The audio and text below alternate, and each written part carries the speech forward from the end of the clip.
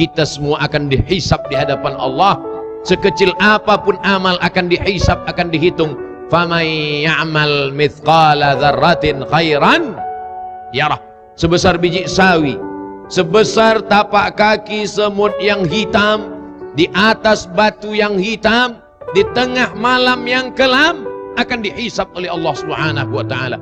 Oleh sebab itu, polis berintegriti, peniaga yang berintegriti, ustaz yang berintegriti, muslimat yang berintegriti, maka sadarlah bahwa segala perbuatan kita sebesar tapak kaki semut hitam, sebesar biji sawi, akan dihitung, dihisab di hadapan Allah Subhanahu wa ta'ala. Maka sampai masanya nanti, sekarang orang boleh lupa, sampai masanya mungkin hari ini manusia mungkin tak ingat, tapi ada masanya Abdul Somad akan dihisab semua tazkirah-tazkirahnya. Engkau ajak orang bersedekah, apakah kau sudah bersedekah Abdul Somad? Engkau ajak orang solat duha, kau sendiri apakah sudah solat duha Abdul Somad? Engkau ajak orang tahajud malam, kau sendiri apa tahajud atau tidak? Solat tahajud sunat, solat duha sunat. Tapi yang mengajak orang lain, mestilah dia lebih dulu mengamalkan. Hisabnya ustaz lebih kuat daripada hisabnya orang yang biasa. Hisab yang akan diperhitungkan dari setiap ucapan, dari setiap perbuatan, dari setiap amal, maka tak sama antara satu dengan yang lain. Itulah mengapa Nabi Muhammad SAW salat sampai bengkak kakinya. Afala akuna abdan syakura. Aku ingin menjadi hamba Allah yang bersyukur kepada Allah Subhanahu wa ta'ala. Itulah mengapa dia lebih dulu melakukan, baru dia mengajak. Itu hisabnya seorang nabi, hisabnya seorang ulama, pewaris para nabi. Maka bagaimana hisabnya seorang doktor medikal, bagaimana hisabnya seorang polis, bagaimana hisabnya seorang peniaga, bagaimana hisabnya seorang lawyer. Masing-masing kita nanti akan ditanya. Ini hanyalah jalan semuanya. Lawyer jalan, ustaz jalan, menjadi orang yang berkuasa adalah jalan. Tapi yang dicari dengan jalan itu station last, yang terakhir, yang finish dari perjalanan ini adalah mencari ridha Allah Subhanahu wa ta'ala. InsyaAllah bila kita semuanya berawal dari yang baik, startnya baik, ujungnya pun insyaallah akan baik juga. Saya mendapat kabar berita bahwa hari ini bila ada orang ingin menjadi polis di Raja Malaysia, maka dia mesti boleh membaca Al-Quran, boleh menghafal surah-surah pendek, boleh melaksanakan.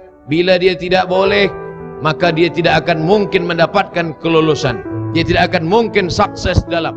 Artinya apa? Dari awal sudah ditanamkan integriti, dari awal sudah ditanamkan agama. Tidak ada yang boleh menjadikan orang merasa diawasi oleh Tuhan, oleh Allah, kecuali agama. Karena sejahat-jahatnya dia pasti akan balik ke pangkal jalan, bertaubat kepada Allah Subhanahu wa ta'ala.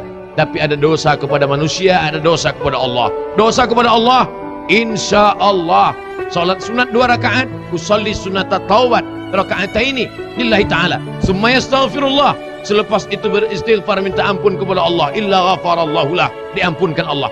Tapi buat aniaya kepada manusia, pernah menzalimi orang lain, pernah menyakiti hati orang lain, pernah memakan harta orang lain, tak dapat ditebus walau seminggu menangis di pintu Ka'bah, walau di multazam meratap sampai basah kiswah dinding Ka'bah, tak akan dapat menebus itu semua. Hanya meminta maaf. Nabi Muhammad sallallahu alaihi wasallam, Nabi Sayyidul Anbiya wal Mursalin. Apa kata Nabi?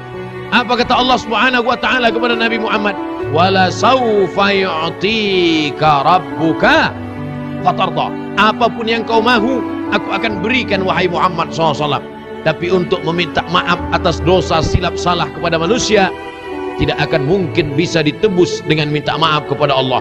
Maka Nabi pada hari Rabu Nabi naik ke atas mimbar. Hari Isnin Nabi meninggal dunia. Rabu dia naik ke atas mimbar.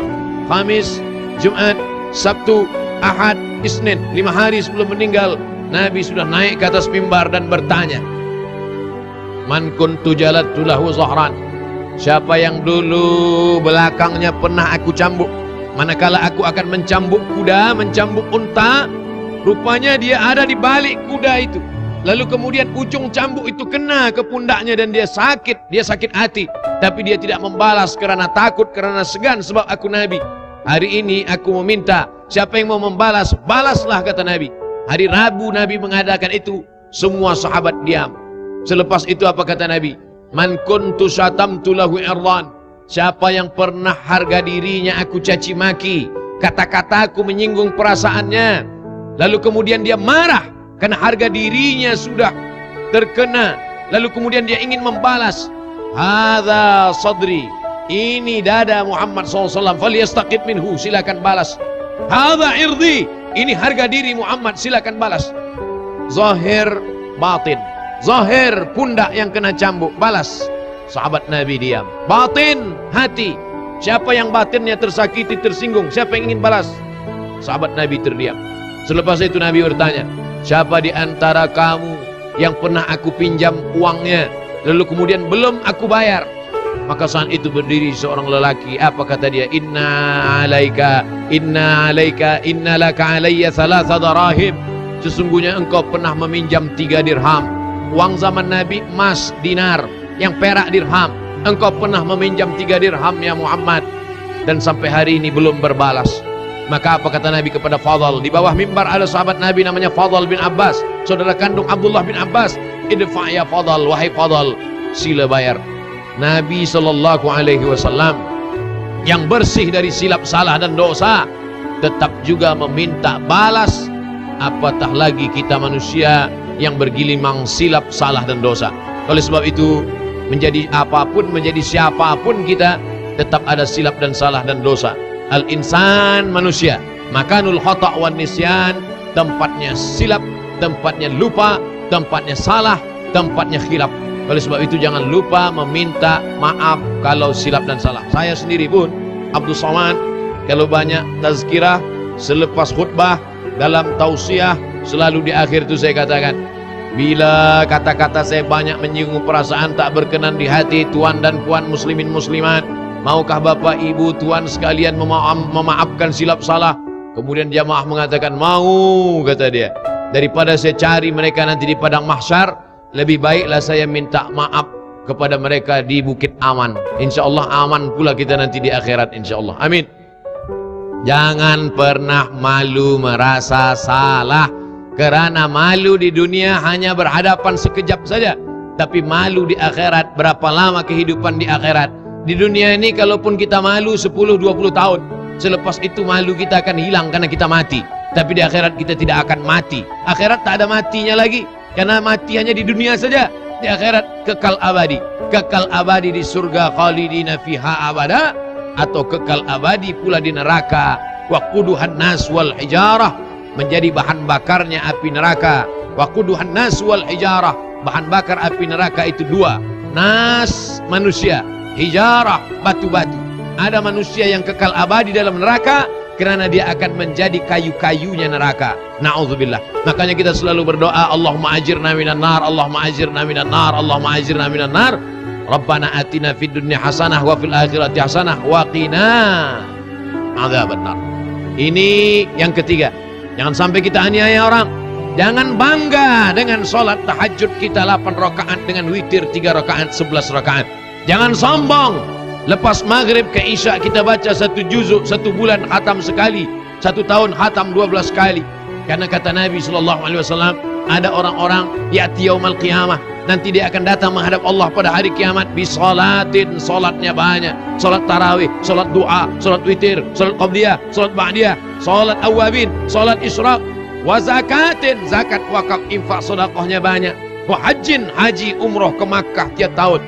Tapi ternyata qad syatama hadza, lidahnya kasar mencaci maki orang. Wa safaka dama hadza, pernah menumpahkan darah orang, pernah membunuh orang.